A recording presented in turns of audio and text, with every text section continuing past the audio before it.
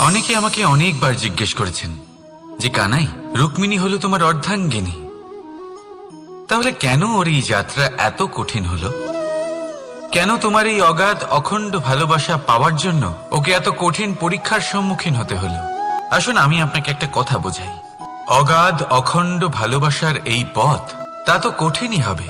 এবার এরকমই এক যাত্রা করতে হয়েছে রুক্মিণীকে, পরিশুদ্ধ ভালোবাসা বুঝতে পারার যাত্রা। এমন ভালোবাসা যা কিনা ক্রোধ, ভয়, মোহ, অধিকার, অহংকার, হিংসা এই সমস্ত বিকারের ঊর্ধ্বে। এবার এই যাত্রায় ওকে সাহায্য করবে রাধা। আর শুধু তাই নয়, আমি আপনাকে বলি, সংসারের প্রত্যেক নারী এই যাত্রা করে থাকেন। এবার যে নারী এই যাত্রার শেষ পর্যন্ত পৌঁছতে পারেন, তিনি এক উচ্চ স্তরে পৌঁছে যেতে পারেন, যেখানে তাকে বলা হয় অর্ধাঙ্গিনী।